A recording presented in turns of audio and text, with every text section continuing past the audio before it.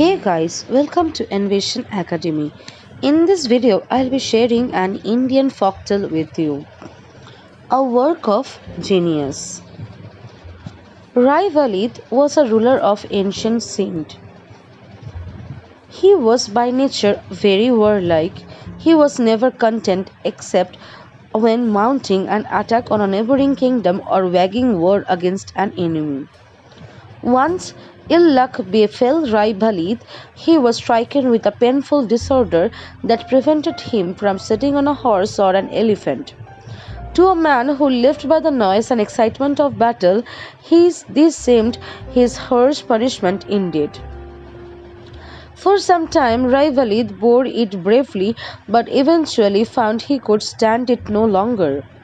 He assembled the wisest and most practical men in his kingdom and said, "As you all know, I know afflicted with an illness that prevents me from sitting on horseback or on an elephant.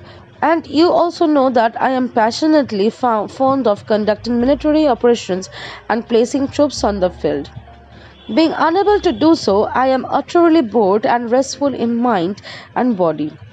I wish you could devise something that would give me the semblance of being involved in warfare, without making it necessary to sit on horseback or an elephant. It would be a great relief to me if I could engage in that occupation that I love most." The assembled men heard him in silence. None of them had any suggestions to offer. But at that point, a wise man named Sahasi came forward. He bowed low before his ruler and said, "Sir, I have something that I invented myself. It may solve this problem and provide my lord the relief he seeks. Have I the great Rai's permissions to present these contraptions in court?"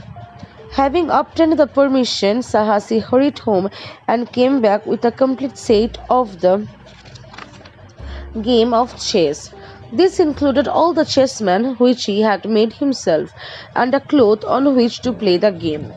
When this was displayed in court and the rulers of the game duly explained, all the wise men gathered there burst into loud applause. As for Rai Valid himself, he was simply delighted.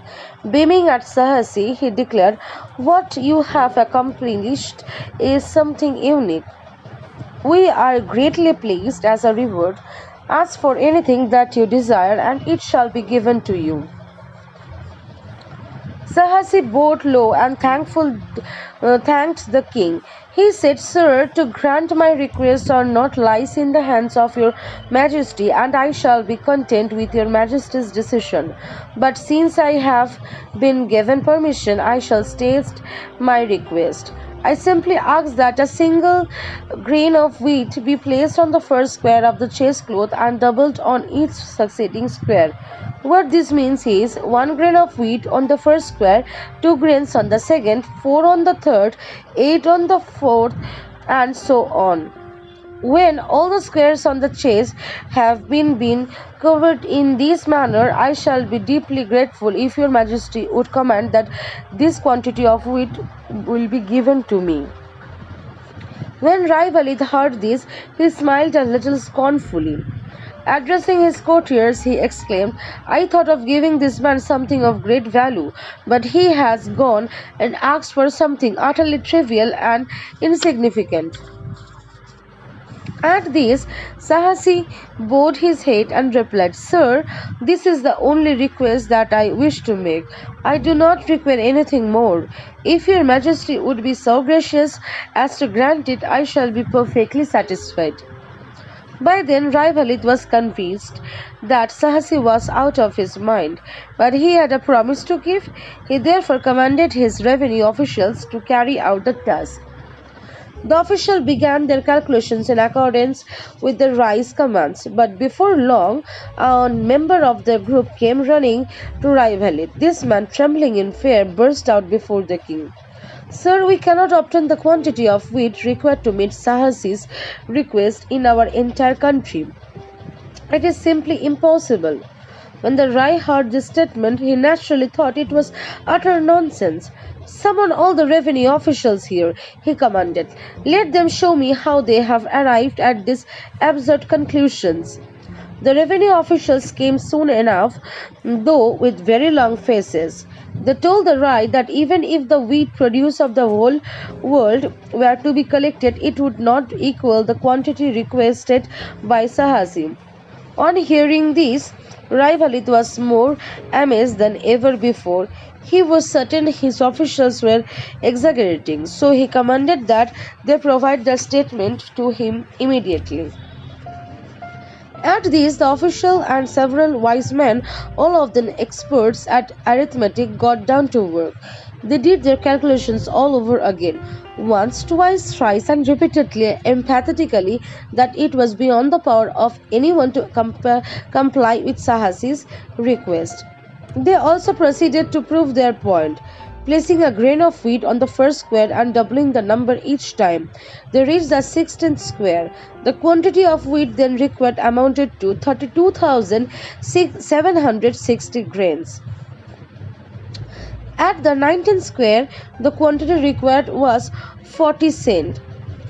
At the 40th square, the quantity required was 2 crore 2,97,152 mens, which was the produce of one city with its dependent lands and villages.